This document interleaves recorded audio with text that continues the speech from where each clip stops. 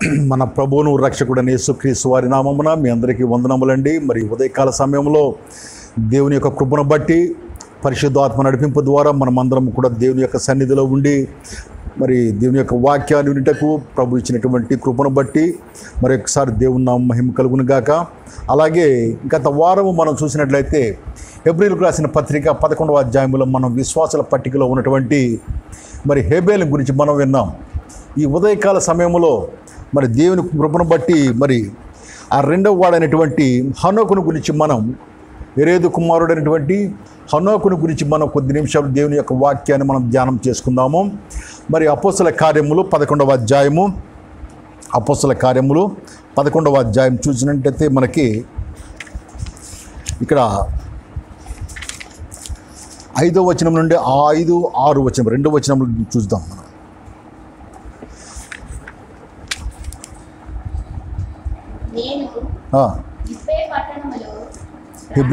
హెబ్రీయులకు రాసిన పత్రిక 11వ అధ్యాయము 5, 6 వచనములు, పేజీ నంబర్ 207.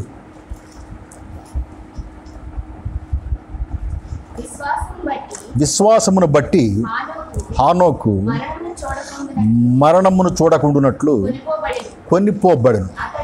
అతడు కొనిపోబడక మునుపు దేవునికి ఇష్టుడై ఉండునని సాక్ష్యము పొందెను. కాగా దేవుడు అతనిని కొనిపోయెను గనుక అతడు కనబడలేదు. దేవుడు హనోకుని కొనిపోయెను, హనోకు ఇంకా కనబడలేదు. అవునండి, దేవుని స్తోత్రం కలుగునుగాక. చదవబడిన వాక్య భాగం చూసినట్లయితే ఇక్కడ మనకి హనోకు యొక్క విశ్వాస జీవితమును గురించి మాట్లాడుతూ ఉన్నటువంటి దాని వాక్యం అపోస్తలుడైన పౌలు హెబ్రీ సంఘానికి రాస్తూ ఈ 11వ అధ్యాయములో విశ్వాసాల పట్టికను గురించి రాస్తూ ఉన్నటువంటి వాడిగా ఉన్నాడు. అలాగే మొదటి వచనం చూసినట్లయితే విశ్వాసం అన్నది నిరీక్షింపబడు వాడి యొక్క నిజ స్వరూపమును అదృశ్యమైనవి ఉన్నవనుటకు రుజువై ఉన్నది. చూడండి, హనోకు యొక్క జీవితమును గురించి బట్టి మనకి ఏంటంటే దేవుని యొక్క విశ్వాసము, దేవుని యందు విశ్వాసం ఉంటే మన విశ్వాసి ఏ విధంగా ఉంటాడో, విశ్వసించబడినటువంటి వారు ఏ విధంగా ఉంటారో, ఎలా ఉంటారో అని చెప్పేసి అపోస్తలుడైన పౌలు మనకి హెబ్రీ పత్రిక ద్వారా మనకు తెలియజేస్తూ ఉన్నటువంటి వాడు అనమాట. చూడండి, పరిశుద్ధాత్మ వాక్యము, పరిశుద్ధాత్మ దేవుడు తన వాక్కు ద్వారా మన కొరకు ఈ యొక్క అధ్యాయమును ఇక్కడ విశ్వాసుల కొరకు మరి ఇక్కడ పొందుపరిచినటువంటి వాడుగా ఉన్నాడు. ఇక్కడ అందుకని చెప్పేసి విశ్వాసమును బట్టి హనోకు మరణము చూడకూడనట్లు కొనిపోబడెను. అతడు కొనిపోబడక మునుపు దేవునికి ఇష్టుడై ఉండెనని సాక్ష్యము పొందెను. ఒకటేంటంటే దేవునికి ఇష్టడైనటువంటి వాడు హనోకు, రెండవ వాడు ఏంటంటే దేవునిచే సాక్ష్యం పొందినటువంటి వాడు హనోకు. చూడండి, దేవుని యొక్క సాక్ష్యం పొందినటువంటి వారు పరిశుద్ధ గ్రంథంలో ఎంతోమంది ఉన్నా సరే మనకి ముఖ్యంగా కనిపించేటువంటిది ఎవరెవరు కనిపిస్తారంటే ఒక హనోకు కనిపిస్తూ ఉన్నటువంటి సాక్ష్యం పొందినటువంటి వాడు. రెండవది ఏంటంటే యోబు కనిపిస్తూ ఉంటాడనమాట. యోబు అధ్యాయం మొదటి వచనం చూసినట్టు మనకి మరి ఆ యొక్క అపవాదికి ఎంత ఇచ్చినా సరే యోబు ఏంటంటే యథార్థవంతుడు, దేవుని భయభక్తులు కలిగినటువంటి వాడు, మరి ఏంటంటే ప్రార్థన నీతిమంతుడు, ప్రార్థన చేసేటువంటి వాడు, దేవుని తొలగిపోయేటువంటి వాడు కాదు. ఎన్ని శ్రమలు వచ్చినా సరే దేవుని కొరకు నిలబడినటువంటి వాడు యోబు. అలాగే హనోకు యొక్క జీవితంలో కూడా ఏంటంటే చాలా శ్రమలు, చాలా ఆటంకములు ఎన్నో ఉండవచ్చు, కానీ అన్నిటిని కూడా దేవునిలో ఉండి దేవుని విశ్వాసం కలిగి వీటన్నిటిని కూడా జయించినటువంటి వాడుగా ఉన్నాడు. కొన్నిసార్లు మన జీవితంలో కూడా, మన కుటుంబాల్లో కూడా ఏంటంటే కొన్నిసార్లు అనేక శోధనలు వస్తూ ఉంటాయి అన్నమాట. నీవు దేవుని యందు విశ్వాసం కలిగి ఉన్నప్పుడు ఏంటంటే మనకి ఆ శోధనలన్నిటి కూడా ఏంటంటే జయించేటువంటి వారుగా ఉంటాం. శోధనలు జయించువాడు ధన్యుడు అని చెప్పేసి దేవుని యొక్క వాక్యము సెలవిస్తూ ఉన్నటువంటిదిగా ఉందన్నమాట. ఈ హనోక్ అనే పేరుకి ఏంటంటే అర్థం ఏంటంటే ఆ తండ్రి పెట్టినటువంటి పేరు ప్రతిష్ఠించబడినటువంటి వాడని తండ్రి పెట్టినటువంటి వాడు. ప్రతిష్ఠించబడినటువంటి వాడు అని హనోక్ అనే ఆ పేరుకి అర్థము ప్రతిష్ఠించబడినటువంటి వాడు. ప్రతిష్ఠించబడినటువంటి వాడు దేవుని కొరకు సమర్పించుకున్నటువంటి వాడుగా ఉన్నాడు. దేవుని స్తోత్రం, దేవుని నామ మహిమ కలుగును గాక. ఎంతమంది విశ్వాసులు మన జీవితాల్లో మనకు మనం సమర్పించుకుంటూ ఉన్నాము. అదే విధంగా మన బిడ్డలు ఎంతమంది ఎంతమందిని దేవుని కొరకు సమర్పిస్తూ ఉన్నామని చెప్పేసి మనం ప్రశ్నించుకునేటువంటి వారిగా ఉండాలి. చూడండి, ఆదికాండము 5వ అధ్యాయంలో చూసినట్లయితే మనకి ఈ యొక్క వంశావళి చూపిస్తూ ఉండే ఆదాము దగ్గర నుంచి 7వ వాడైనటువంటి హనోకును గురించి కూడా చెప్తూ ఉన్నటువంటి వాడుగా ఉన్నాడు. ఇక్కడ 18-19 వచనాలు చూడండి ఆయన. 5వ అధ్యాయం అంతా కూడా ఆదాము వంశావళి చెప్తున్నాడు కదా. ఈ 5వ అధ్యాయం చదువుకుంటే మనకి ఆ వంశావళి ఎవరో మనకు తెలియబడుతూ, ఆదాము దగ్గర నుంచి ఎవరెవరు ఉన్నారో వంశావళి అందరూ కూడా తెలియబడుతూ ఉన్నటువంటిది అనమాట. హనోకు తండ్రి ఏరేదు ఉన్నాడు. ఏరేదు హనోకును కనినటువంటి వాడుగా, అంటే ఒక తండ్రి అంటే తల్లి యొక్క పేర్లు ఇక్కడ మెన్షన్ చేయలేదు, కానీ తండ్రుల పేర్లు మెన్షన్ చేసినటువంటి వాడుగా ఉన్నాడు. వంశావళి చూసినట్లయితే తండ్రి ఇంటి పేరు వస్తుందా, తల్లి ఇంటి పేరు వస్తుందా? తండ్రి ఇంటి పేరే వస్తుంది. ఎందుకంటే ఇక్కడ తండ్రులకు ఆధిక్యత ఇచ్చినటువంటి వాడుగా ఉన్నాడు. అందుకని చెప్పేసి ఏరేదు యొక్క 18వ వచనం చదవండి ఆయన. ఏరేదు 162 ఏండ్లు బ్రతికి హనోకుని కనెను. హనోకుని కనిన తరువాత ఏరేదు 800 ఏండ్లు బ్రతికి కుమారులను కుమార్తెలను కనెను. హల్లెలూయా. అంటే ఏరేదు ఎన్ని సంవత్సరాలు బ్రతికాడు? 962 సంవత్సరాలు బ్రతికినటువంటి వాడుగా ఉన్నాడు. తర్వాత వచనం,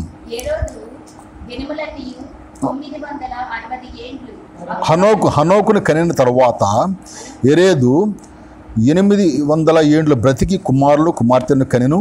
ఏరేదు దినములన్నీ 962 ఏండ్లు. అప్పుడు అతడు మృతి నొందెను. ఆ తర్వాత హనోకు ఎవరి కుమారుడు? ఎరేదు కుమారుడు అయినటువంటి హనోకు 65 ఏండ్లు బ్రతికి మెతూషెలను కనెను. హనోకు మెతూషెలను కనిన తర్వాత 300 ఏళ్ళు దేవునితో నడుచుచు కుమారులను కుమార్తెలను కనెను. హనోకు దినములన్నీ 365 ఏండ్లు. చూడండి, ఇక్కడ చూసినట్టయితే దేవుని యొక్క వాక్యం ఏమని సెలవిస్తుందంటే, హనోకు యొక్క జీవితం ఎంతకాలం బ్రతికినటువంటి వాడు? 365 ఏండ్లు బ్రతికినటువంటి వాడుగా ఉన్నాడు. అంటే 65 ఏళ్ళేమో ఈ లోకంలో ఉన్నటువంటి వాడుగా ఉన్నాడు దేవుని తెలుసుకుంటానికి. ఆ తర్వాత 300 సంవత్సరములు చెప్తాం. అయా మీరు ఎంతకాలం నుంచి దేవుని యొక్క మందిరానికి వెళ్తున్నారంటే ఏం చెప్తాం మనము? పలానా సంవత్సరంలో మేము బాప్తిజం తీసుకున్నామండి, ఆ పలానా సంవత్సరం మేము దేవుణ్ణి నమ్మాము. అప్పటి నుంచి కూడా ఎప్పటి వరకు మేము దేవుని సన్ని విడవకి వెళుతూ ఉన్నటువంటి వారుగా ఉన్నాము. దేవుడు మా పట్ల అనేక కార్యములు జరిగించినటువంటి వాడుగా ఉన్నాడు. మేము ఊహించలేనటువంటి కార్యములు జరిగించినటువంటి వాడుగా ఉన్నాడు. అందుకంటే ప్రభువును మా రక్షకుడుగా మేము ఎన్నుకొని మేము విశ్వసించి ఆ విశ్వాసములో ఇంతకాలము కూడా మేము దేవుని సన్నిధిలో ఉండి ప్రార్థన చేసుకుంటుంటే దేవుడు మా యొక్క అవసరతలన్నీ తీర్చినటువంటి వాడుగా ఉన్నాడు. మాకు రక్షణ మార్గం దయచేసినటువంటి వాడుగా ఉన్నాడు. మమ్మల్ని మా పిల్లలను కూడా ఎంతో అధికముగా ఆశీర్వదించినటువంటి వాడుగా ఉన్నాడు మా ప్రభువు, మా యేసయ్య అని చెప్పేసి మనం సాక్ష్యం చెప్తూ ఉంటాం. అలాగా హనోకు 65 సంవత్సరములు ఈ లోకంలో జీవించి 300 సంవత్సరములు దేవునితో నడిచినటువంటి వాడుగా ఉన్నాడు. నడిచినటువంటి వాడు అంటే నడస్తామంటే ఈ ఫ్రెండ్స్ లాగా తిరగడం వెళ్ళిపోవడం అనుకున్నారా? దేవుని సన్నిధిలో ఉన్నటువంటి వాడు, ఆత్మీయంగా దేవుని యొక్క వాక్కు ప్రకారం నడిచినటువంటి వాడు, ఆత్మీయంగా దేవుని యొక్క వాక్కు ప్రకారము జీవించినటువంటి వాడుగా ఉన్నాడు హనోకు అనమాట. కాబట్టి ఈ హనోకు 300 సంవత్సరంలో 1 కాదు 2 కాదు. హనోకు బ్రతికిన కాలం ఎంత? హనోకు బ్రతికిన కాలం ఎంత? 65 సంవత్సరములు ఉన్నాడు. 300 సంవత్సరములు దేవునితో నడిచిన, అంటే 300 + 65 చెప్పండి. 365 సంవత్సరం ఈ లోకంలో జీవించినటువంటి వాడుగా ఉన్నాడు. 300 సంవత్సరములు దేవునితో నడిచినటువంటి వాడుగా ఉన్నాడు హనోకు. చూసారండి, అంతకాలము కూడా దేవునితో నడిచినటువంటి వారు పరిశుద్ధ గ్రంథంలో కూడా ఎవరో కూడా లేరన్నమాట. హనోకు దేవునితో కొనుక్కోబడినటువంటి వాడు. హనోకు జన్మించినటువంటి వాడే, ఎరేదుకు జన్మించినటువంటి వాడే, కానీ మరణించినటువంటి వాడు కాదు. దేవుని స్తోత్రం కలుగును గాక. వాక్యం చెప్తుంది ఇక్కడ, ఏమని చెప్తుంది అక్కడ? హనోకు దేవునితో తరువాత దేవుడు అతన్ని తీసుకొని పోయాను. ఎక్కడికి తీసుకెళ్ళాడు? దేవుని యొక్క రాజ్యానికి తీసుకెళ్ళినటువంటి వాడుగా ఉన్నాడు. గనుక అతడు ఎక్కడ లేకపోయాడు? ఈ లోకంలో లేకపోయినటువంటి వాడు, ఈ భూమి మీద లేకపోయినటువంటి వాడు, కానీ దేవుని యొక్క సహవాసంలో, దేవుని యొక్క రాజ్యంలో, దేవుని యొక్క ప్రశస్తమైనటువంటి ఆశీర్వాదకర పరలోకంలో ఉన్నటువంటి వాడుగా ఉన్నాడు హనోకు. చూశారండి, మరి ఏలియా కూడా పుట్టాడు కానీ చనిపోలా, అగ్నిరథం మీద తీసుకెళ్ళినటువంటి వాడుగా ఉన్నాడు. హనోకు తరువాత కనిపించాడు ఎవరికన్నా? ఎవరికైనా కనిపించాడా? ప్రభువుకి కానీ అక్కడికి కానీ? ఏలియా, మోషే, యేసుక్రీస్తు వారు, నెక్స్ట్ యోహాను, యాకోబు, పేతురు రూపాంతర పర్వతం మీద, వీళ్ళు ముగ్గురు వచ్చారు రూపాంతర పర్వతం మీదకి. ప్రభువును మోషే, చనిపోయినటువంటి మోషే, ఎత్తబడినటువంటి ఏలియా తిరిగి మళ్ళీ నూతన నిబంధనలో రూపాంతర పర్వతం మీదకి వచ్చినటువంటి వారు అక్కడ కనిపించారు. కానీ హనోకు మాత్రం కనిపిస్తుంది, పర్మనెంట్గా దేవునితో ఉన్నటువంటి వాడుగా ఉన్నాడు. చూసారండి. కాబట్టి హనోకు యొక్క జీవితం ఏంటంటే తర్వాత ఎక్కడ చెప్పబడినటువంటిదిగా లేదనమాట. కాబట్టి అంటే హనోకు ఎంత విశ్వాసం కలిగినటువంటి వాడో మరి ఈ యొక్క వాక్యాన్ని బట్టి మనం అర్థం చేసుకోవచ్చు అనమాట. హనోకు యొక్క జీవితంలో ఏంటంటే హనోకు దేవునికి ఎంతగా, హనోకు యొక్క దేవుని స్వభావం ఏంటంటే అసలు మరి ముఖ్యంగా దేవునికి ఇష్టడై ఉన్నటువంటి ఒకడు. చదివేంగా ఆదికాండం 5వ అధ్యాయం చదివేంగా మనం హనోకుని బట్టి 18, 19, 20, 21 వచ్చిన చదివితే మనకి హనోకు యొక్క స్వభావం ఏంటో మనకి తెలుస్తుంది. చూడండి అన్న, అది ఒకసారి చదవండి. 21. హనోకు 65 ఏండ్లు బ్రతికి మితుషలాను కనెను. హనోకు మితుషలాను కనిన తరువాత 300 ఏండ్లు దేవునితో నడుచుచు కుమారులను కుమార్తెలను కనెను. హనోకు దినములన్నీ 365 ఏండ్లు.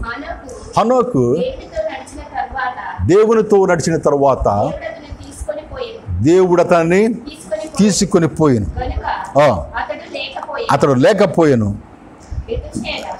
చాలు ఇక్కడ ఏంటంటే మీకు హనోకి స్వభావము లేదా హనోకి యొక్క క్యారెక్టర్స్ నేను చెప్తాను, చూడండి జాగ్రత్తగా ఏనండి, రాసుకునే వాళ్ళు రాసుకోండి. మొట్టమొదటి ఏంటంటే హనోకు దేవునికి ఇష్టడై ఉండిన వాడు.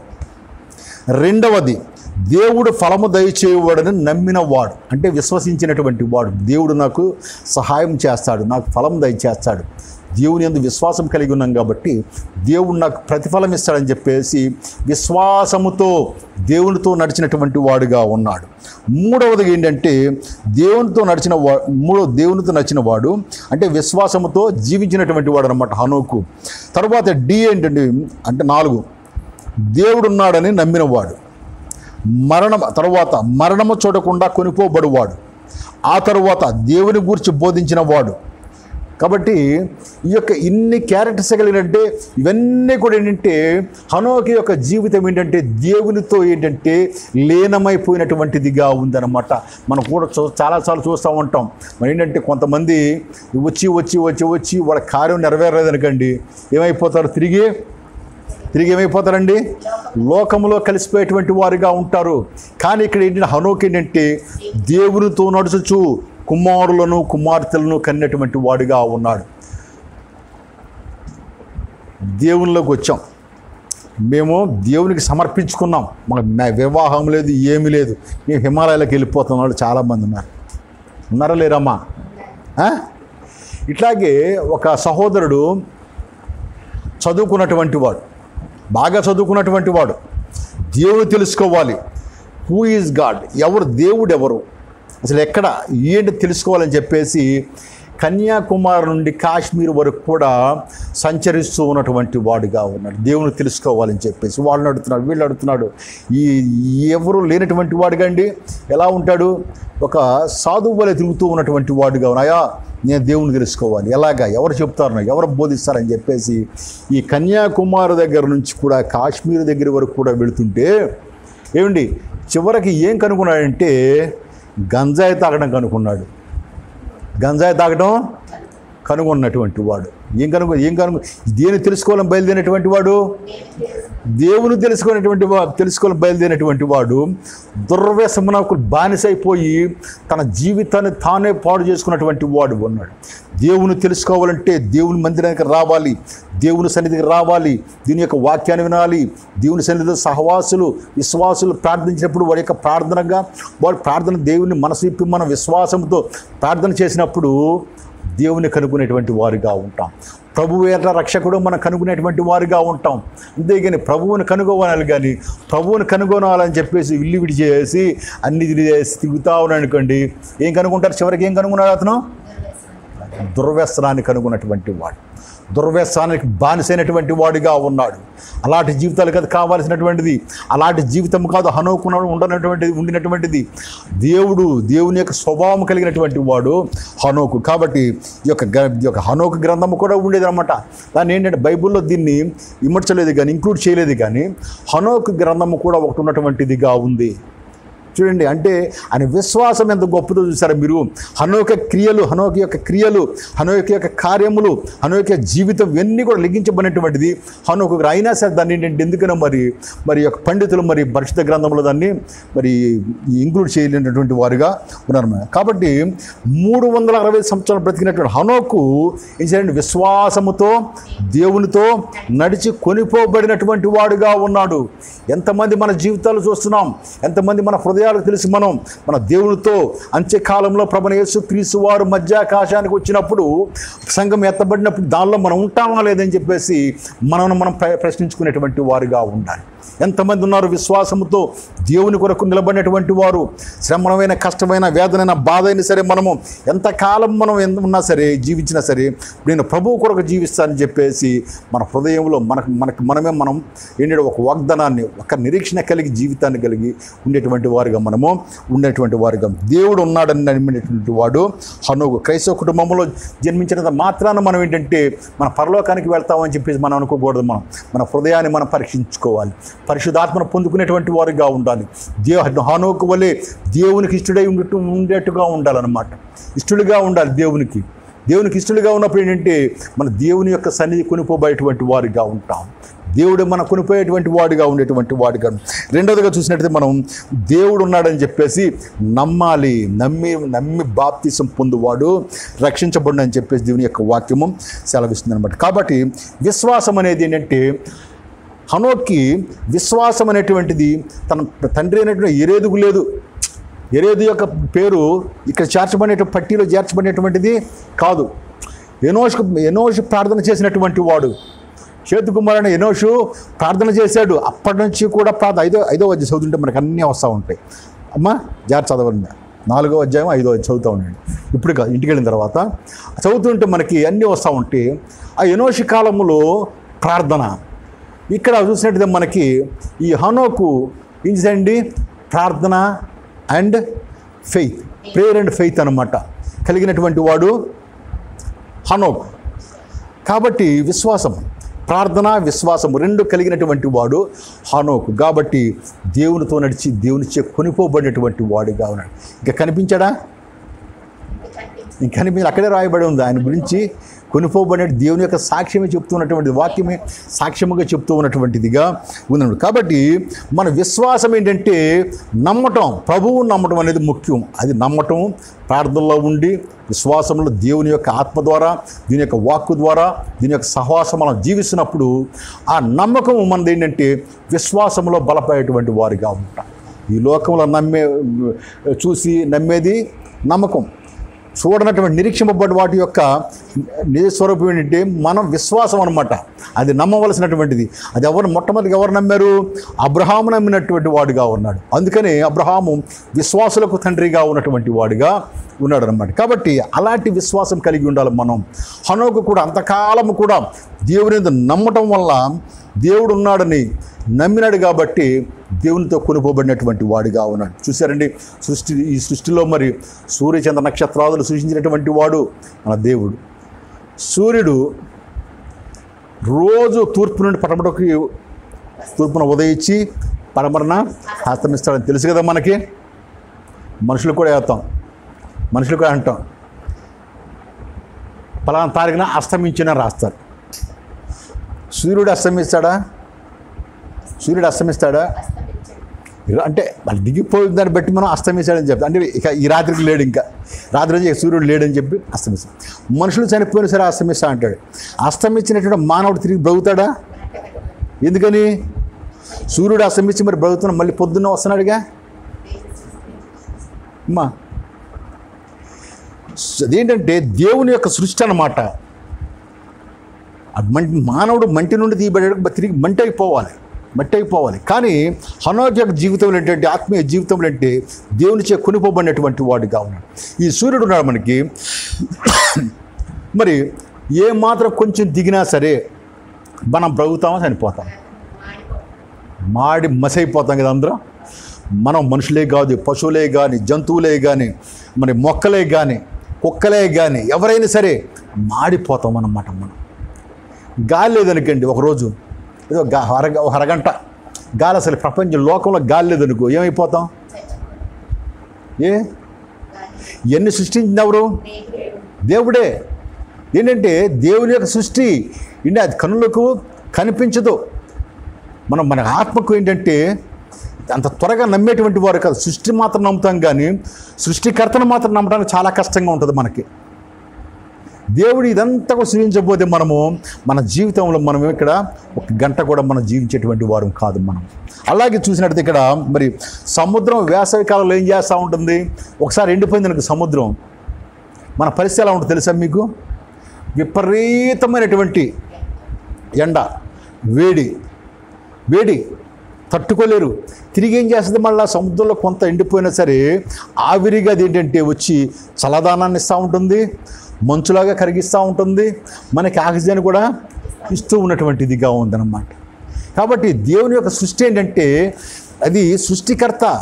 సూర్యచంద్ర నక్షత్రంలో సృష్టించినటువంటి దేవుడు ఏ ఒక్క గ్రహాన్ని కూడా కొంచెం తప్పించినా సరే ఈ భూమండలం అనేది, లోకం అనేది ఏంటంటే పూర్తిగా నశించిపోయేటువంటిదిగా ఉంటుందన్నమాట. నువ్వు విశ్వసిస్తున్నావా లేదా? దేవుని విశ్వసిస్తున్నారా లేదా? ఇప్పుడు చెప్పండి. ఆ సూర్యచంద్ర నక్షత్రాలను ఎవరైనా సరే భగవంతుడు సృష్టించారండి అంటారు, కానీ వాడిని కన్నారండి అంటారు ఎవరన్నా? ఆ సృష్టికర్తే ప్రభువైన యేసుక్రీస్తు వారు. హల్లెలూయా. కాబట్టి ప్రభువుని కలిగి ఉండాలి మనం. హనోకు అయితే దేవుని ఇష్టడుగా ఉన్నాడు, నీతిమంతుడిగా చక్కగా దేవునికి సాక్షిగా ఉన్నటువంటి వాడు, దేవుని ద్వారా సాక్ష్యం పొందినటువంటి వాడుగా ఉన్నాడు. అలాగే చూసినట్టయితే మనకి చూసినట్టు ఏమండి, నిప్పుని పైకి వెళ్ళమని చెప్పింది ఎవరండి? కింద పడవచ్చుగా ఇట్లా వెలిగిస్తారు మీరు, దీపం కానీ లేదా పొయ్యి కానీ వెలిగిస్తారు. ఒకసారి దానిలో చెత్త వేశారనుకో మంట ఎట్టు వెళ్తుంది? ఎవరు చెప్పారు మంట పైకి వెళ్ళమని? అమ్మా ఇప్పుడు అందరూ తెలుసు కదా, తెల్లాలు వేస్తే వంట చేస్తూ ఉంటారు, అన్నీ చేస్తూ ఉంటారు చాలామంది కూడా. అగ్ని ఎటు వెళ్తుంది? ఎవరు చెప్పారు పైకి వెళ్ళమని? దేవుని యొక్క ఏర్పాటు అది, దేవుని యొక్క ఏర్పాటు. కాబట్టి మరి పక్షులు కూడా ఉన్నాయి, మరి కొన్ని వందల కిలోమీటర్లు కూడా సముద్రం మీద ఎగురుతూ ఉంటాయి. వాటి బలం ఇచ్చినటువంటి వారు ఎవరు? దేవుడే. హనోకును బలపరిచినటువంటి వారు ఎవరు? నిన్ను నన్ను బలపరిచినటువంటి వారు ఎవరు? దేవుని స్తోత్రం కలుగునుగాక. హల్లెలూయా. కాబట్టి ప్రభు యందు విశ్వాసం కలిగి ఉన్నప్పుడు మన జీవితాలు కూడా ఏంటి, హనోకు జీవితం వల్లే మనం కూడా దేవునికి ఇష్టలుగా ఉండేటువంటి వారుగా మనము ఉంటాం. హనోకు దేవుడు ఫలము దయచేవాడని చెప్పి నమ్మినటువంటి వాడుగా ఉన్నాడు. చూడండి, హెబ్రీలకు రాసిన పత్రిక 16వ అధ్యాయము 6వ వచనం. ఒకళ్ళు హెబ్రీ తీయండి. విశ్వాసము లేకుండా దేవుడికి ఇష్టడై ఉండుట అసాధ్యము. దేవుని యొద్దకు వచ్చువాడు ఆయన ఉన్నాడనియు తన్ను వెదకు వారికి ఫలము దయచేయువాడనియు నమ్మవలెను కదా అన్నాడు. అంటే ఏంటంటే దేవుడు ఏం చెప్తున్నాడు? హనోకు ఏంటంట, దేవుడు తన్ను వెదుకు వారికి ఫలము దయచేయువాడని నమ్మినటువంటి వాడిగా ఉన్నాడు హనోకు. నేను ప్రభువు నమ్మితే నాకు సమస్తము కూడా దయచేస్తాడు, నాకు కావలసింది ఇస్తాడని చెప్పి విశ్వాసముతో నమ్మినటువంటి వాడిగా ఉన్నాడు. అంతే కదండి.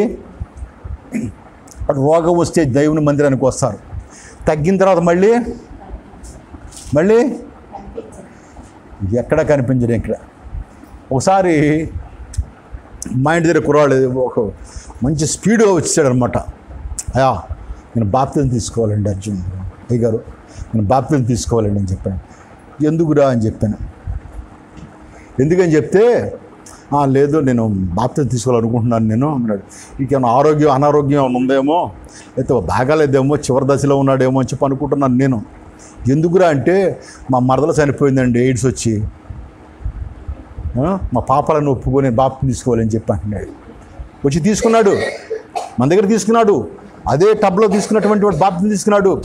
అదే తీసుకోవడం, అదే మొదటి రోజు, అదే ఆఖరి రోజు, ఈ రోజు వరకు గుడికి కూడా వచ్చినటువంటి వాడు కాదు, దేవుని సన్నిధికి వచ్చినటువంటి వాడు కాదు. ఏంటంటే అక్కర కొరకు దేవుని సన్నిధికి రాకూడదు. మనం పరలోకానికి మన నీతి ఏంటంటే దేవుని యొక్క రాజ్యాన్ని నడిపించేటువంటిదిగా ఉంటుంది. ఈ లోకంలో అక్కడి కొరకు వచ్చే చాలామంది ఉంటారు, చాలామంది కూడా ఉన్నారు. ప్రభువైన యేసుక్రీస్తు వారు ఆ యొక్క యెరికో మార్గాన యెరూషలేము వీధుల్లో వెళ్తున్నప్పుడు జనసమూహంలో ఆయన వెంబడించినటువంటివిగా ఉన్నాయి. ఎంతోమంది కూడా విశ్వాసంతో వచ్చినటువంటి వారు ఆయన వస్త్రాన్ని ముట్టుకుంటే బాగుపడినటువంటి వారుగా ఉన్నారు. భర్తిమై ఉన్నాడు, కళ్ళు లేవు, గుడ్డివాడు అనే భర్తిమై ప్రభు ఆ సమాజంలో వెళ్తున్నప్పుడు, ప్రభు ఆ దావీదు కుమారుడా నన్ను కరుణీకరించమని చెప్పేసి కేకలు వేస్తూ ఉన్నప్పుడు ప్రభువు ఆ భర్తిమై యొక్క మాట విని ముందుకెళ్ళేటువంటి వెనక్కి వచ్చి ఏంటంటే ఏం చేశాడండి, భర్తిమై యొక్క కన్నులను ముట్టి తనకి దృష్టినిచ్చినటువంటి వాడిగా ఉన్నాడు. ఇలాంటి కార్యాలు చాలా జరుగుతూ ఉంటాయి అన్నమాట.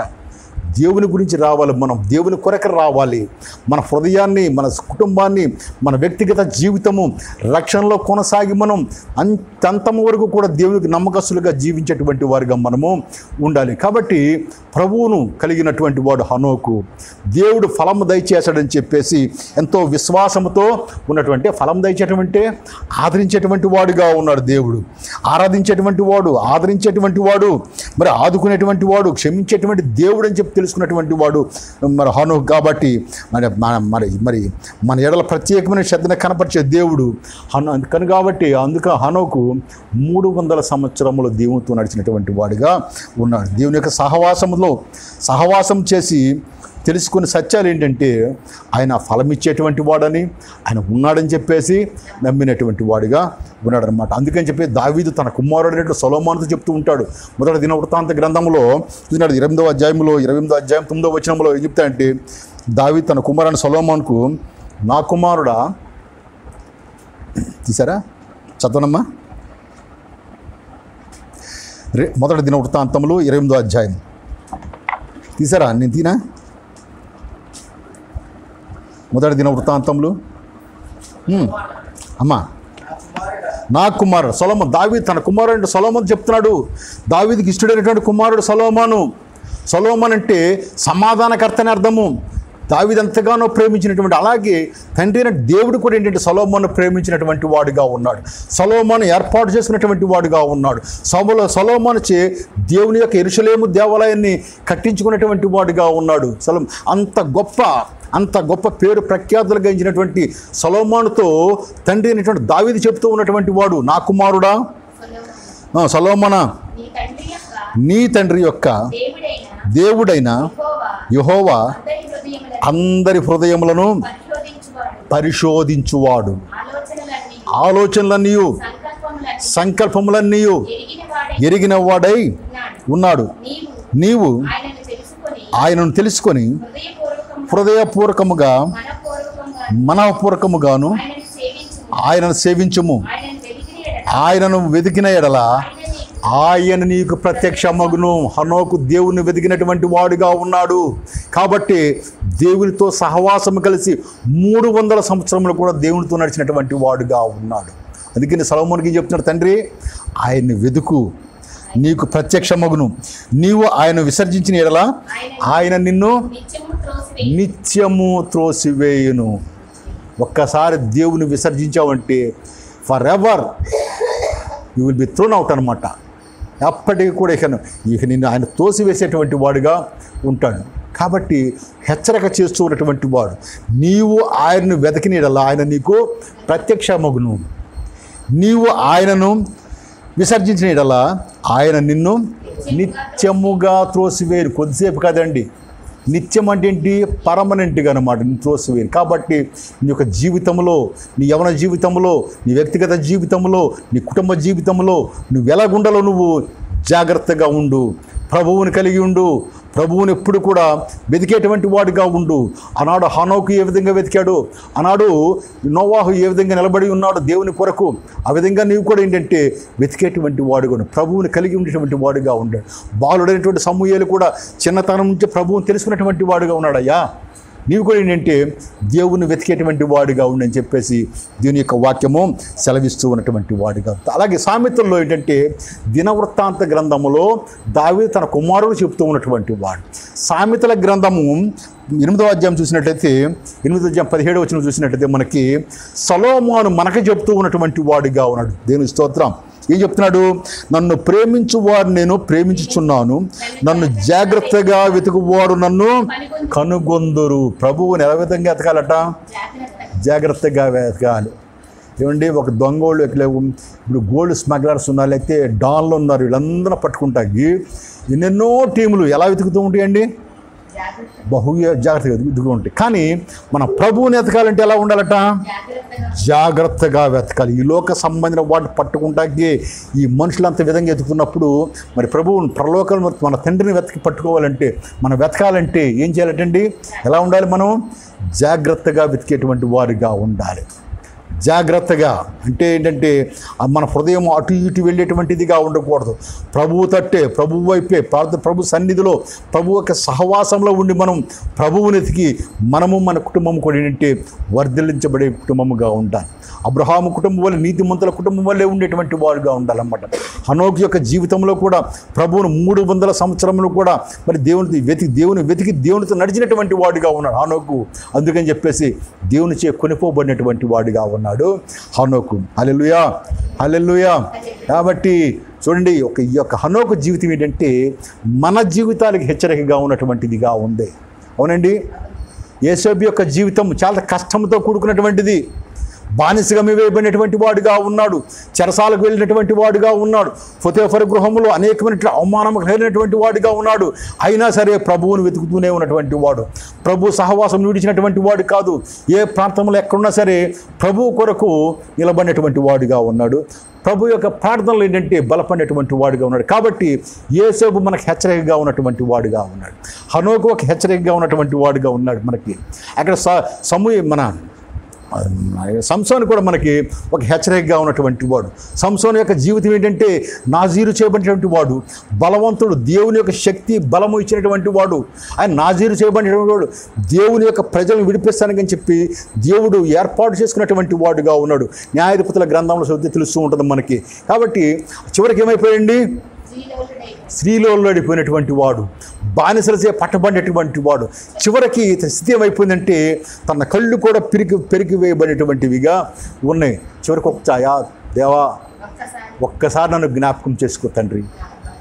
చివరి ప్రార్థన ఎంత బలమైనటువంటి ప్రార్థన అంటే సంసోను యొక్క ప్రార్థన, అయా ఒక్కసారి నాయన ప్రభా, నా శత్రువులందరినీ ప్రభా, ఈ సైతాను అపవాది సంబంధాలందరినీ కూడా ప్రభు ఒక్కసారి నాయన, ఒక్కసారి వీళ్ళందరినీ కూడా నేను నశింపచేయులాగా ఒక్కసారి జ్ఞాపకం చేసుకోండి తండ్రి అన్నప్పుడు సంసోను యొక్క ప్రార్థన ఆలకించి దేవుడు తిరిగి సంసోను బలం ఇచ్చినప్పుడు ఆ యొక్క దర్బారులో ఉన్నటువంటి 2 స్తంభాలు కట్టివేయబడిన సంసోను 2 లాగినప్పుడు అంతా కూడా పడిపోయినటువంటిదిగా ఉంది. రాజమహల్ అంతా కూడా, దర్బార్ అంతా కూడా పడిపోయి ఈయన జీవితంలో చంపబడినటువంటి వారి కంటే ఒక్క రోజులో చంపబడినటువంటి వారి యొక్క సంఖ్య ఎక్కువగా ఉన్నటువంటిదిగా ఉంది. చూసారండి, దేవుని యొక్క శక్తి.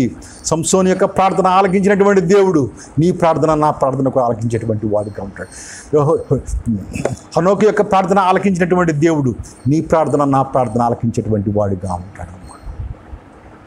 ఈ సంగమా, దేవుని మనం ఇప్పుడు విడిచేటువంటి వాడుగా ఉండడు. దేవుడు హనోకు ఏం చేశాడండి? దేవుడు ఉన్నటువంటి నమ్మినటువంటి వాడు. రెండవది ఏం చేశాడు? ఫలము దయచేయవాడు అని చెప్పి నమ్మినటువంటి. ఫలం అంటే ఏంటి? ఏం చేస్తాడు? ఫలం అంటే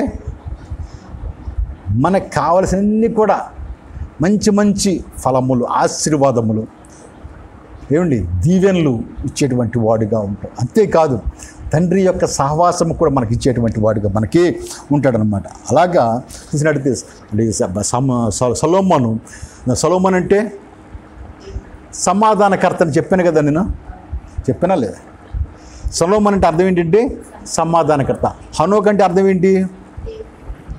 ప్రతిష్ఠించబడినటువంటి వాడు, దేవునికి సమర్పించుకున్నటువంటి వాడు హనోకు అంటే. కాబట్టి ఈ యొక్క సొలొమోను ఏం చెప్పాడు ఇక్కడ సామెతలో మనకి? నన్ను ప్రేమించు వారిని నేను ప్రేమించున్నాను, నన్ను జాగ్రత్తగా వెతుకువారు నన్ను కనుగొందురు అని చెప్పాడు. అట్లాగే ఇర్మియా 29:13 కూడా మీరు నన్ను గూర్చి విచారణ చేసిన ఎడల మీరు నన్ను కనుగొందురు, నన్ను నేను కనపరుచుకొందును అని చెప్పేసి వాక్యం సెలవిస్తూ ఉన్నటువంటిదిగా ఉందన్నమాట. కాబట్టి ఆయన ఇచ్చే ఫలం ఏంటంటే మరి ప్రభువైన యేసుక్రీస్తు వారు పుట్టినప్పుడు లూకా సువార్తలో మరి చూసినట్లయితే మనకి ఏం కనిపిస్తూ ఉంటుంది? 2వ అధ్యాయం 13-14 వచ్చిన చూసినట్లయితే 2వ అధ్యాయము 13-14 చూసినట్లయితే లూకా సువార్త సర్వోన్నతమైన స్థలములలో దేవునికి మహిమయు కలుగునుగాక, ఆయనకి ఇష్టలైన మనుషులకు భూమి మీద సమాధానము కలుగునుగాక అంటాడు. ఫలం ఏమిచ్చాడు? ఏ ఫలం ఇస్తాడండి?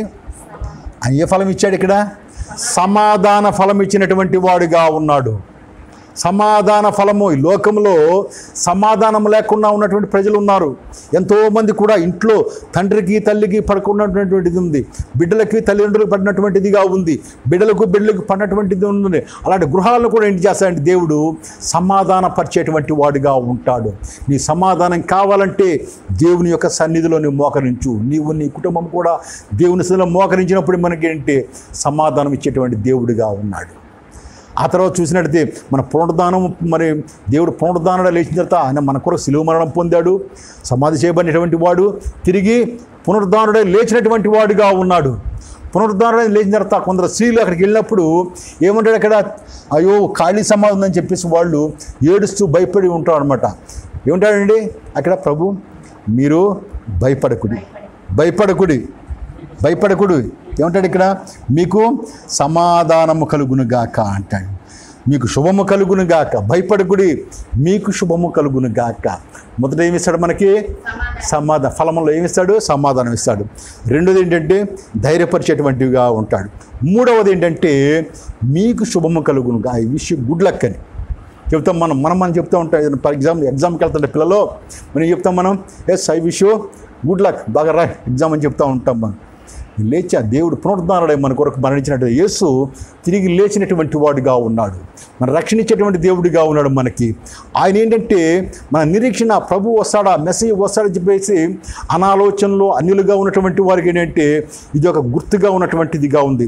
మన ప్రభువైన యేసుక్రీస్తు మరణించి సమాధిని జయించి మరణమును జయించి తిరిగి లేచినటువంటి వాడుగా ఉన్నాడు. కాబట్టి ఆ స్త్రీలందరూ కూడా ఆ యొక్క దేవుడిచ్చినటువంటి ఆ యొక్క ప్రవచన వాక్యములు పట్టుకొని వాళ్ళు దేవుని సన్నిధికి వెళ్ళినప్పుడు ప్రభువు వారికి కనపడి వాళ్ళకి భయపడకుడి, మీకు శుభము కలుగునుగాక, మీకు సమాధానము కలుగునుగాక అని చెప్పి దేవుడే వాళ్ళకి వాగ్దానం చేసినటువంటి వాడిగా ఉన్నాడు. ఆ తర్వాత ఏంటంటే మూడోది ఏంటి? హనోకు దేవునితో నడిచినటువంటి వాడు. చూడండి 5వ అధ్యాయం, ఆదికాండం 5వ అధ్యాయము 22, 23, 24 వచ్చిన చూసినట్లయితే నేను చదువుతానమ్మా. హనోకు మెతుషెలను కనిన తర్వాత 300 సంవత్సరం ఏండ్లు దేవునితో నడుస్తూ కుమారులను కుమార్తెలను కనెను. హనోకు దినములన్నీ 300 సంవత్సరంలో 65 ఏండ్లు. హనోకు దేవునితో నడిచిన తర్వాత దేవుడు అతను తీసుకుని పోయాను గనుక అతడు ఏం చేశాడండి? దేవునితో నడుస్తున్నాడు. దేవునితో నడుస్తూ ఉన్నటువంటి వాడు కుమారులను కుమార్తెలను కనెను. దేవునితో నడిచే ప్రతి ఒక్కరు కూడా ఏంటి? నువ్వు ఆత్మీయ కుమారులను కంటా ఉండాలి. నీ వాక్యము ద్వారా అనేకులను కూడా దేవుని తట్టు తిప్పేటువంటి వారిగా ఉండాలి. దేవుని సన్నిధికి నడిపించేటువంటి వారిగా ఉన్నారు. ఈ లోకం ప్రభుత్వం అందరికీ కూడా ఏంటంటే గర్భఫలాన్ని ఇచ్చేటువంటి వాడిగా ఉంటాడు.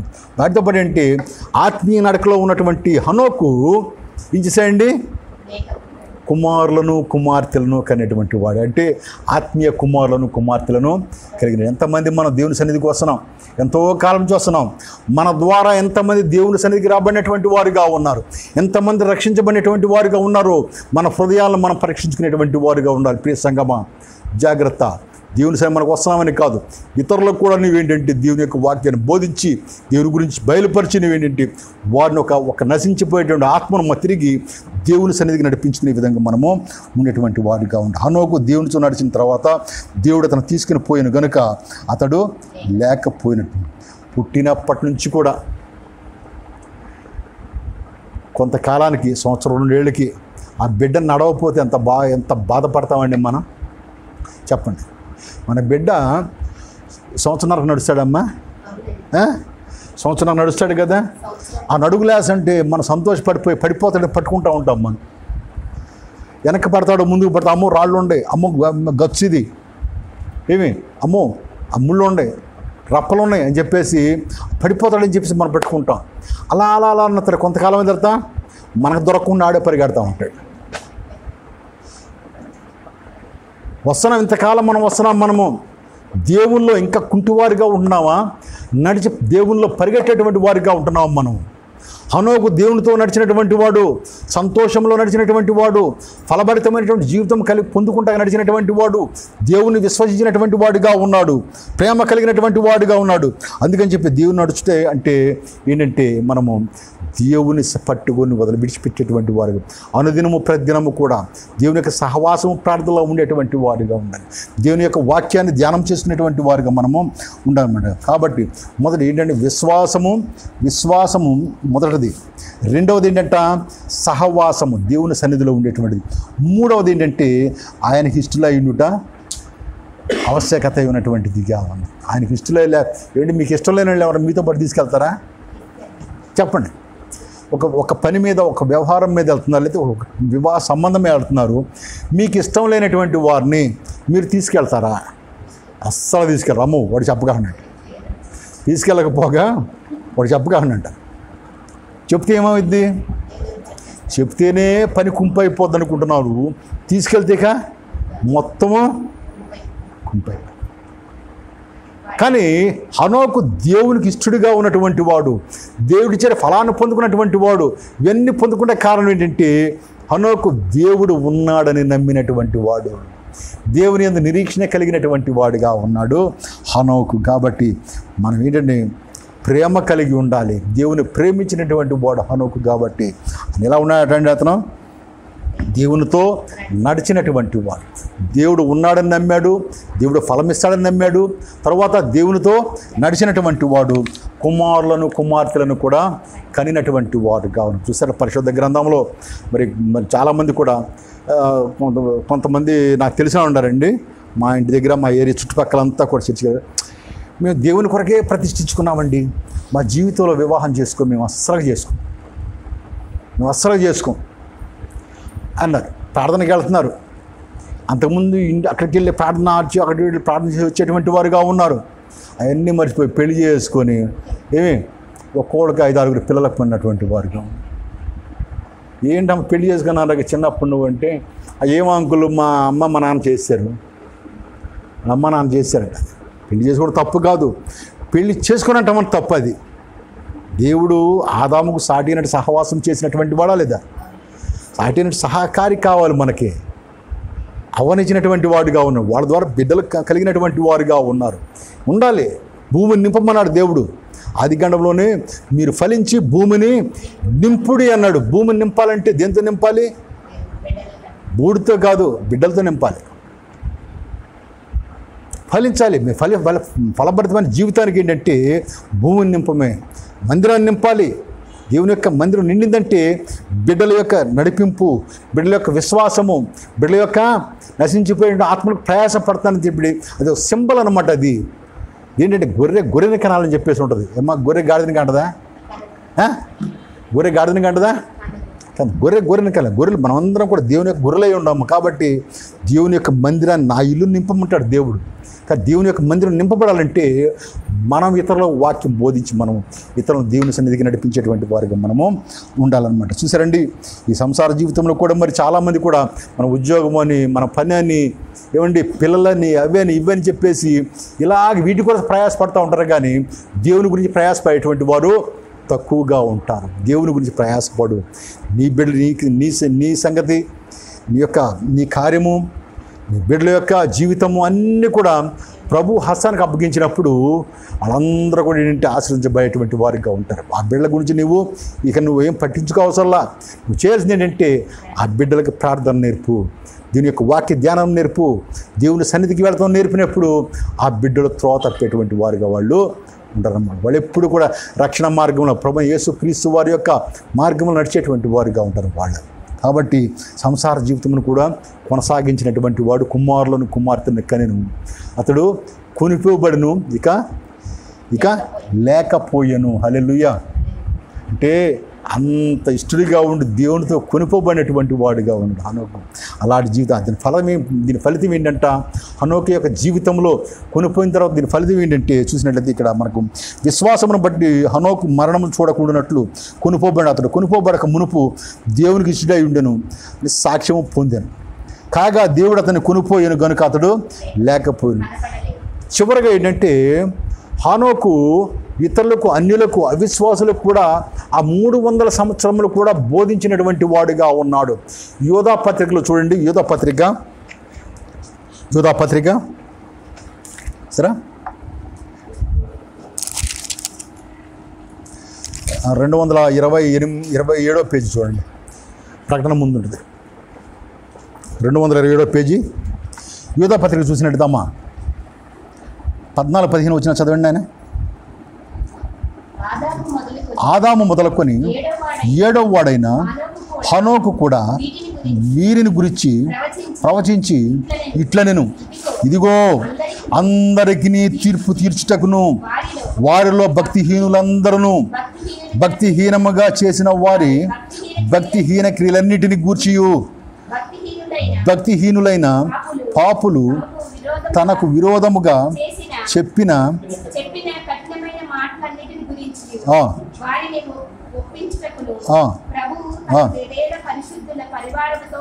దేవుని స్తోత్రం కలుగునుగా.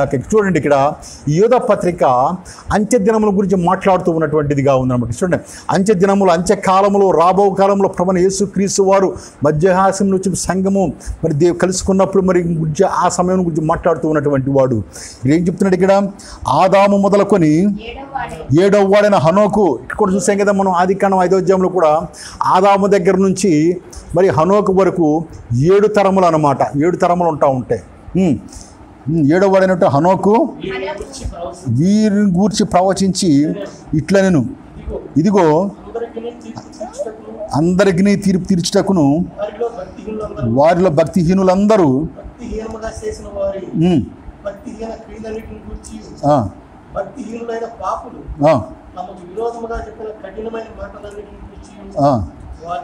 చూసారండి, ఒకానొక తీర్పు దినాన హనోకు చేసినటువంటి బోధ కూడా గుర్తొస్తూ ఉంటుంది అన్నమాట. ఈ లోకంలో చేసినటువంటిది. నోవాహు కూడా ఎంతోమంది ప్రళయం వస్తుందని చెప్పి ఎంతో బోధించినటువంటి వాడుగా ఉన్నాడు. అంతా కూడా విశ్వాసులు, అన్యులు ఏ ఒక్కరూ మాట విన్నటువంటి వారు లేరు. నోవాహును హెల్తాళ చేసినటువంటి వారుగా ఉన్నారు. హనోకు కూడా మరి 300 సంవత్సరంలో కూడా దేవునితో నడుస్తూ అనేక అన్యజనులకు, అవిశ్వాసులకు దేవుని గురించి చెప్పినా సరే వాళ్ళు ఏంటంటే పెడచో పెట్టినటువంటి వారు కాదు అన్నమాట. కానీ ఎత్తబడినటువంటి హనోకు ఒక్కడే, ఎత్తబడినటువంటి వాడు హనోకు ఒక్కడే. కాబట్టి హనోకు యొక్క జీవితం ఏంటంటే ఫలభరితమైనటువంటి జీవితం, విశ్వాసులకు మాదిరికరముగా ఉన్నటువంటి జీవితం. హనోకు జీవితమును బట్టి మనమందరం కూడా ఏంటంటే దేవునితో నడిచేటువంటి వారుగా ఉండాలి, దేవుని కలిగి జీవించేటువంటి వారుగా ఉండాలన్నమాట. హేబేలు యొక్క జీవితం ఏంటంటే శ్రేష్టమైన అర్పణతో కూడినటువంటి విశ్వాసం కలిగినటువంటిది. హనోకు యొక్క జీవితం ఏంటంటే దేవునితో నడిచి విశ్వాసములో నిలబడినటువంటి వాడుగా ఉన్నాడు. అబ్రహాం అయితే విశ్వాసులకు తండ్రిగా జీవించినటువంటి వాడుగా ఉన్నాడు. కాబట్టి ప్రియ సహోదరి సహోదరుల సంగమా, ఉదయకాల సమయంలో ప్రభువు మనకిచ్చిన కృపను బట్టి మనం ఏంటంటే హనోకు వలె, ఒక హేబేలు వలె, ఒక మరి నోవాహు వలె మనమంతా కూడా ఏంటంటే ప్రార్థన సహవాసం ఉండి విశ్వాసములో ముందుకు సాగిపోయేటువంటి వారుగా ఉండాలి, కానీ ఆగిపోయేటువంటి వారుగా మనము ఉండకూడదు. దేవుని అంత్య దినాల్లో ఉన్నాం, మనం అంత్యకాలంలో ఉన్నాం. ప్రభు యొక్క రాకడ ఎప్పుడు వస్తే మనకు ఎవరికి కూడా తెలియదు. కాబట్టి మన సిద్ధపాటు కలిగిన జీవితం కలిగి ఉండాలి. యేసు నీకు త్వరగా రమ్ము అని చెప్పేసి మనం ఎదురు పిలిచేటువంటి వారుగా ఉండాలి. మనం బంధువులు వస్తూ ఉంటారండి రోడ్డు మీద, మన గేట్ దగ్గరికి వెళ్ళి రండి అంటే వస్తున్నారు కదా, వాళ్ళు వస్తున్నారు కదా, అయినా సరే మన గేట్ దగ్గరికి వెళ్ళామంటాం, మనం రెండు అని సంతోషంగా ఇన్వైట్ చేస్తాం వాళ్ళని. కానీ ప్రభు వచ్చేటువంటి కాలం ఆసనమైంది, అంత్యకాలంలో ఉన్నాం, అంత్య దినాల్లో ఉన్నటువంటి వారు మనం. ప్రభువు కొరకు మనం ఎదురు చూసేటువంటి వారుగా ఉండాలి. ప్రభువును మన హృదయంలోకి, మన గృహంలోకి ఆహ్వానించుకునేటువంటి వారుగా మనము ఉండేటువంటి వారుగా ఉండాలి. కాబట్టి దేవుడు ఇచ్చినటువంటి కృప, హనోకిచ్చినటువంటి కృప, అలాంటి నమ్మకం, అటువంటి విశ్వాసం ఎన్ని కూడా మనకు దయచేసి మెండైన జీవితం మనని, మన కుటుంబాలను కూడా దీవించి ఆశీర్వదించును గాక. ఆమేన్. పరిశుద్ధుడా, ప్రేమ పరలోక తండ్రి, జీవం గల దేవా మీకే వందనములు స్తోత్రములు నాయన ప్రభా. ఈ ఉదయకాల సమయంలో నా ప్రభా బిడ్డలను ప్రేమించిన ఆయన ప్రభా ఇచ్చినటువంటి వాక్యం బట్టి వందనం చెల్లిస్తున్నాం తండ్రి. నీ వాక్యంలో నీ సహవాసంలోని ప్రభా ఒక హనోకు వలె ఒక నోవాహు వలె నాయన ప్రభా అయా నాయన ప్రభా బిడ్డలను బలపరచండి తండ్రి ప్రభా. విశ్వాసంలో బలపరిచిన ఆయన ప్రభా నాకు మహిమ తెచ్చుకుంటండి ప్రభా. అయా అంత్యకి దినములో నాయన ప్రభా దుష్టుడు నాయన ప్రభా అనేక విధాలుగా శోధించేటువంటి వాడుగా ఉన్నాడు తండ్రి ప్రభా. అయ్యా శోధనలను ప్రభా సహించుకొని ప్రభా నీ సన్నిధిని తొలగిపోకుండా ప్రభా నీ సన్నిధిలో నాయన బలమైనటువంటి ఆయుధముగా నాయన ప్రభా సజీవమైనటువంటి రాయిగా ప్రభా మీ అందరం కూడా నాయన ఉండులాగిన సహాయం చేయండి. నీ పరిశుద్ధాత్మను మాపై కుమ్మరించండి ప్రభా. సంగమకి పై కుమ్మరించండి తండ్రి ప్రభా. నీకే వందనములు స్తోత్రములు తండ్రి ప్రభా. అనేకమైనటువంటి నాయన ప్రభా మీ యొక్క మర్మములను బయలుపరిచిన ఆయన ప్రభా అయా నాయన ప్రభా మనందరినీ కూడా దీవించి ఆశ్రయించండి. నీ సహవాసంలోను ప్రభా నీ విశ్వాసంలోనూ బలపరిచిన ఆయన నీ శక్తి చేత నీ బలం చేత నాయన ప్రభా మనందరినీ కూడా నాయన ప్రభా దీవించి ఆశ్రయించి నీ నామకి మహిమ ఘనత ప్రభావం పొందండి తండ్రి. ప్రతి కుటుంబాన్ని ప్రభా ప్రతి వ్యక్తిగత జీవితాన్ని కూడా ప్రభా మీరు ధ్యానం చేసిన ప్రభా అయా మీరేనాయన ఆశీర్వదించిన ఆయన ప్రభా అయా దీవించిన ఆయన ప్రభా కాచి కాపాడగలని తండ్రి కుమార పరిశుద్ధాత్మ నడుచున్నాను తండ్రి. ఆమేన్ ఆమేన్.